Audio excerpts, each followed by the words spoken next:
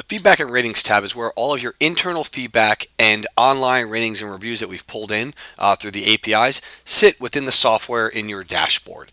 Now, as you can tell, we have multiple reporting periods. You can do lifetime, the past 30 days, last 7 days, or you can set up a custom date range. And if you need to search for a particular customer name, email address, or maybe content in a message, you can actually use the search feature right up here and then hit enter, and it will break down and display and update the page to show you that information. So if you're looking at something for specific customer name, first name, last name, we can do that.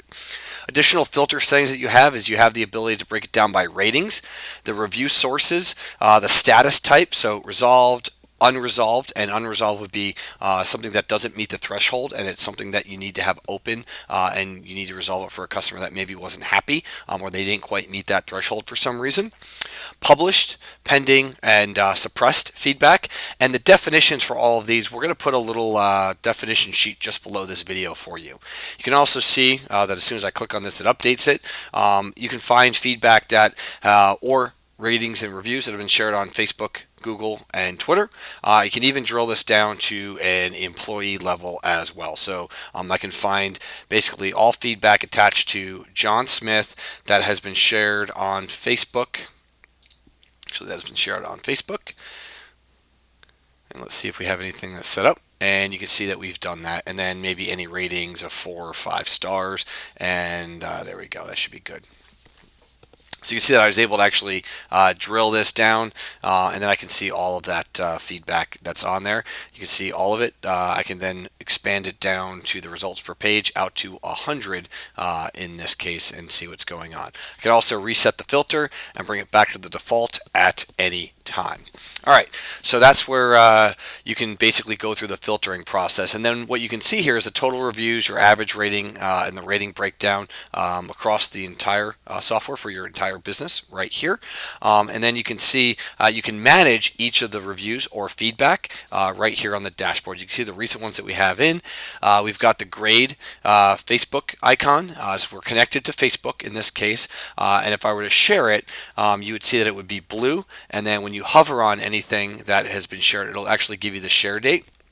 It is currently suppressed, and this one is currently pending, and that's based on the settings that we've set up in the software.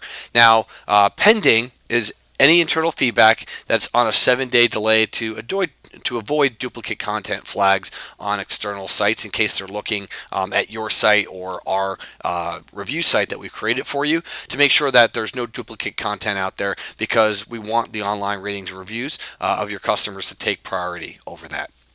You have the ability to edit a contact record at any time by basically just, I'm going to open it in a new tab, and it will basically then open up and allow you to go in, and you can see that we've got all of the information here. They're added the review sequence, and it basically sets them up with the contact manager, and you can leave notes if you'd like to.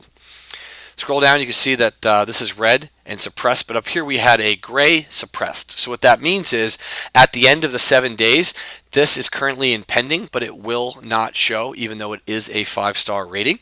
Maybe it was up on Google Plus or something already. And then we have a red one here that's suppressed.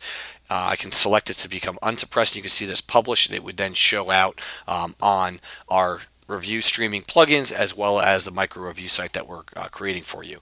Really, because this is short, we've just basically suppressed it as a sample here. You can see how quick and easy that is.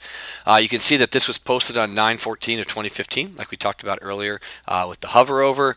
And then we have somebody that was less than 4 stars in this case, so they're marked as resolved. And if they were not marked as resolved, it would default to red. And then once we go in there, contact the customer, we can go into the contact record, and then you come right back to the dashboard and mark it as resolved. This is also shown on the main dashboard, which here I'll show you in just a few moments.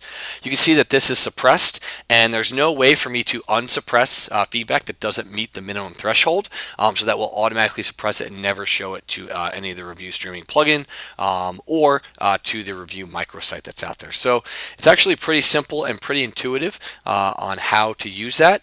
Let's show you one more thing on how to find these resolved settings, which I'm actually just going to go back to the main dashboard.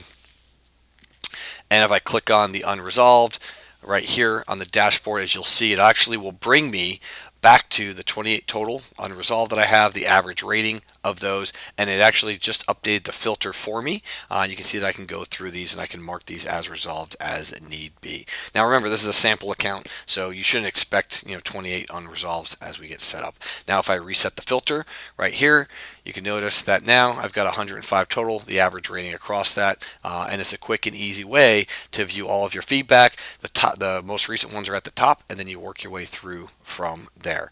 So this is a great feature to the software, be able to see all the feedback internally and the ratings and reviews. One more thing that I forgot to show you is that if it is posted on Yelp, we connected to another business out there to actually see and go respond to content that was posted on Yelp or Google Plus or any other external site. You basically just click right here on the posted on section, and then I'm just going to open up in a new link, and then it will actually open up that page where the business owner, you can log in and then respond to that customer right there. So let's say that if this was negative, you had the ability to go in here, resolve, or at least discuss with the customer, and you can mark it resolved right here on your dashboard. So that's how the feedback and ratings tab section works.